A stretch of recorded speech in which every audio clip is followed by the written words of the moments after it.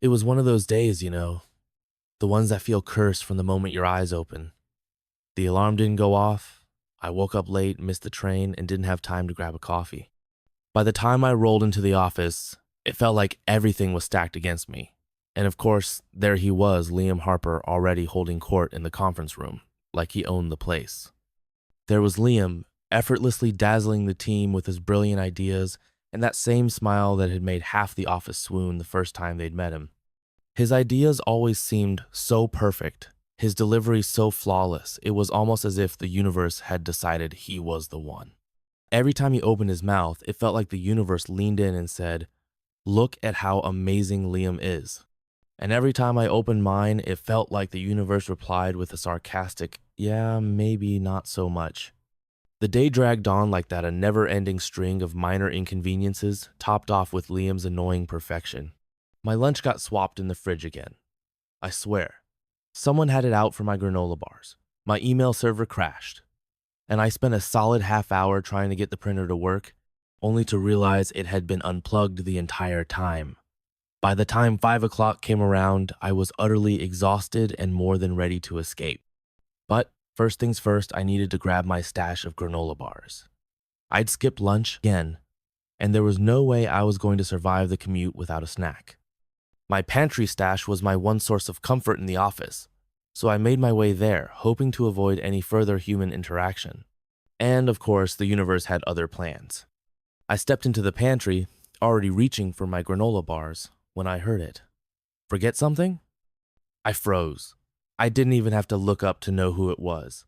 The unmistakable smoothness of Liam's voice made my stomach twist. I turned around, and there he was, Liam Harper, leaning against the counter, his posture radiating casual confidence. His hair blonde and just a little too perfect was tousled in that way that made it seem like he didn't even have to try.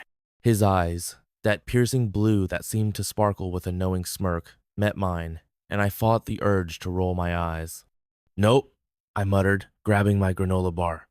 I was about to bolt out of the pantry when just my luck the lights flickered. Once. Twice. And then they went out completely.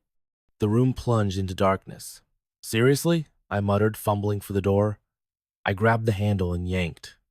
Nothing. "Try pushing," Liam suggested from behind me.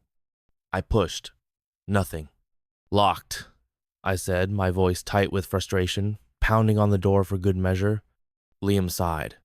I could hear him move closer. "Let me try." He jiggled the handle, then gave a firm shove. Still nothing. "Wow, what a hero," I said, crossing my arms and rolling my eyes. "You saved the day." "Not my fault you can't work a door," he shot back, his tone breezy, as though the entire situation wasn't starting to feel like a disaster. "Jammed, not broken," he smirked. "Sure," he said, "if it helps you sleep at night." "Okay, this isn't funny," I said, my voice rising as the reality of being stuck with him for who knows how long started to set in. "Hello? Anyone out there?" I pounded on the door again. No response. I pulled out my phone, but of course there was no signal in this corner of the building. I let out a groan. Great. Just great. "Relax," Liam said, his voice too calm for my liking. "We'll just wait for someone to notice we're missing." I spun around to glare at him. "Oh yeah, because people are totally going to panic about 2 coworkers not showing up to happy hour." Liam raised an eyebrow. "You think they'd panic if you didn't show up? That's adorable." I threw my hands up in exasperation. "Oh, I'm sorry, Mr. Irreplaceable. Forgive me for not being a human magnet like you." He chuckled softly, the sound warmer than it had any right to be in this cramped space. "Careful, Anel." That almost sounded like a compliment. I glared at him, trying to ignore the strange flutter of something annoyance, made deep in my chest. "Dream on." "Help me look for something," he said, a playful edge to his voice. "Maybe there's a tool or something to pry open the door." I sighed, already starting to search around the pantry. We bumped into each other more times than I cared to admit, and I found myself holding up a box of plastic forks, while Liam of course had a half-empty bottle of hand sanitizer. "Unless you plan to grease the door with that," I said, holding up the fork, my frustration mounting. "This is useless." "Your ideas aren't much better," he shot back, gesturing toward the pathetic fork I was holding. Wow. Thanks for your expert opinion. I couldn't even muster up a response to that. Liam leaned back against the counter again, that insufferable smirk still plastered on his face. You know, if you didn't hate me so much, this would almost be fun. I stared at him, incredulous. You're unbelievable. And you're predictable, he said, folding his arms across his chest. Freak out, snap at me, sulk. Rinse and repeat. I glared at him. If I'm predictable, then you're insufferable. He laughed again, softer this time, and I couldn't help but notice that it wasn't as annoying as usual. We sat in silence for a while after that. Not the tense silence I'd expected, but something quieter, maybe even comfortable. An hour later, an entire hour, that's how long Liam and I spent trying every possible way to get the pantry door open. We shoved it, we pulled, we kicked, and at one point Liam even suggested that we both ram the door together. It resulted in both of us slamming our shoulders against it, nearly knocking each other out. Spoiler alert, the door didn't budge. We moved on to tools, well, random junk we could find in the pantry. My brilliant idea was to use the plastic forks to wedge the lock. Total failure. Liam's attempt to unscrew the door handle with a butter knife? Also, total failure. This isn't working, I finally said, sinking to the floor with a heavy sigh. My back hit the wall, and I stared up at the dark ceiling, utterly defeated. No kidding, Liam muttered, flopping down next to me, his long legs taking up far too much space. For a while, we just sat there, panting slightly from the effort and glaring at the uncooperative door like it had personally wronged us. Well, we've exhausted all our brilliant ideas, I said, sarcasm dripping from my voice. What now, genius? Liam leaned his head back against the wall, looking strangely relaxed for someone trapped in a pantry. Now we wait. Wait for what? I asked, raising an eyebrow. A miracle, Liam said with a smirk. Or the power to come back. Or someone to notice we're gone. I rolled my eyes. I guess I should work on being more memorable so someone actually misses me. Liam quirked an eyebrow. That's adorable. I crossed my arms, irritated but not quite as annoyed as I had been earlier. Maybe it was the weirdness of the situation, but something about his teasing didn't feel as sharp this time. Liam was still smiling softly when he looked at me, and for once, the silence between us didn't feel unbearable. I didn't know how we got here stuck in a pantry together, of all places, but something about it didn't seem quite as bad as it should have. By the time the lights flickered back on, I had nearly given up hope. It wasn't even dramatic, it was just a slow hum of power returning. I blinked as the fluorescent lights buzzed to life, harsh and unflattering, and the once suffocating darkness slowly faded away. For a brief moment, it felt like a dream, or a nightmare depending on how you looked at it. We had spent the better part of 2 hours sitting in that cramped pantry, exchanging the occasional sarcastic remark and the occasional silence. At some point, I had stopped being completely annoyed. Liam was still Liam relentlessly perfect, casually charming, but there was something about him in this situation that was different, less polished maybe. And while I still didn't know if I liked him, there was no denying he had a way of making the strangest circumstances feel more manageable. The moment the lights came back on, though, something shifted. It wasn't the kind of dramatic shift you'd expect in a movie or television show, where everything becomes crystal clear in an instant. No, it was subtler than that. It was more like realizing, halfway through a long, difficult journey, that you weren't as far from the finish line as you thought. And oddly enough, I didn't mind that it was Liam who was there with me when the light flickered back on. So, I said, stretching as I stood up, trying to avoid meeting his eyes too directly. Looks like we've been spared from the depths of pantry purgatory. Liam chuckled, a relaxed sound that only made the atmosphere more familiar.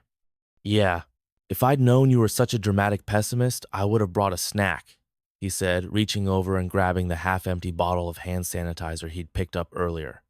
I could have lived without your snack advice, I muttered, but I felt my lips twitch despite myself.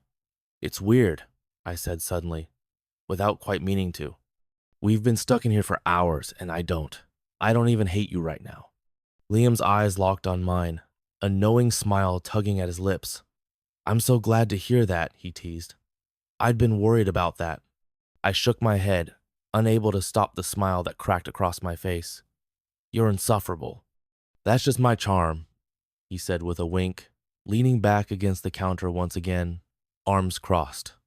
It was ridiculous how natural it felt to have him near, even after all that tension. I caught myself wondering why that was, why the most impossible situations seemed to feel less impossible when he was around. So, he said after a moment, what do we do now? Well, I started, eyeing the pantry door again. Now we leave. Someone should have noticed we were gone by now, right? Liam's gaze followed mine to the door. He glanced at me, and there was something different in the way he looked at me, something more. Real, maybe. Not the usual cocky grin. Not the sarcastic humor. Just a person. Probably, he said softly, his voice a little more serious now. I tried not to read too much into it, but there was something about the way he said that word that made me feel oddly seen. Maybe it was the fact that we'd both been sitting in the dark for hours, waiting for a miracle that never came. Maybe it was the way the light from above flickered across his face, softening the edges of his features. Or maybe it was the fact that, despite everything, we'd made it through. Whatever it was, I couldn't deny the quiet shift between us. A few moments later, the door finally clicked open with a loud, echoing sound that was, strangely enough, almost anticlimactic. Both of us froze for a second as if waiting for someone to jump out at us. No one did. It was just the quiet hum of the office. Well, that's a relief, I said, a little too loudly breaking the spell. I stood up, dusting myself off. Guess we didn't need to wait for a miracle after all. Liam followed me, stepping out of the pantry and into the hallway, the sense of sudden freedom almost overwhelming. Looks like it, he said with a dry laugh. But hey, I'm glad we got through it. Wasn't so bad, right? I glanced at him, unsure of what to say. There was a spark of something in his voice, genuine warm, but I wasn't sure if it was just the stress of being trapped together or something else. Yeah, sure. I'll just add survived Liam Harper's company to my list of accomplishments. Liam's eyes twinkled as he shot me a grin. You're welcome. I rolled my eyes, but I couldn't help the smile that tugged at the corners of my mouth. I'll admit, I thought we'd be stuck in there longer. We could have been in there all night. But now that I think about it, I paused, meeting his gaze again. I don't actually mind you all that much. He looked at me, his expression softening. You're not so bad yourself, he said, his voice quieter than before. There was a long moment of silence. It wasn't uncomfortable or awkward, just quiet. The kind of silence that doesn't need to be filled with words. I should probably get back to my desk, I said finally, clearing my throat. Got a mountain of emails to catch up on. Yeah, me too, Liam said, standing up straight. His voice had returned to its usual playful tone, but there was something underneath it now, a slight shift that I couldn't quite place. We'll pretend like nothing happened. Exactly, I agreed, glancing at him one last time before turning to head back to my own corner of the office. But just before I reached the hallway, I heard him call out, a little more seriously than before, Hey, Anel. I stopped in my tracks, glancing over my shoulder. Yeah? I was serious about not being so bad, he said, his voice softer now, almost quieter than usual. I blinked, uncertain of what to say, then I nodded. Same here, Liam. And that was it. We didn't speak much for the rest of the evening. We passed each other in the hall, gave brief nods, and continued with our work. But somehow, everything felt easier. More relaxed, almost. Not perfect, but real. And that, for once, was enough.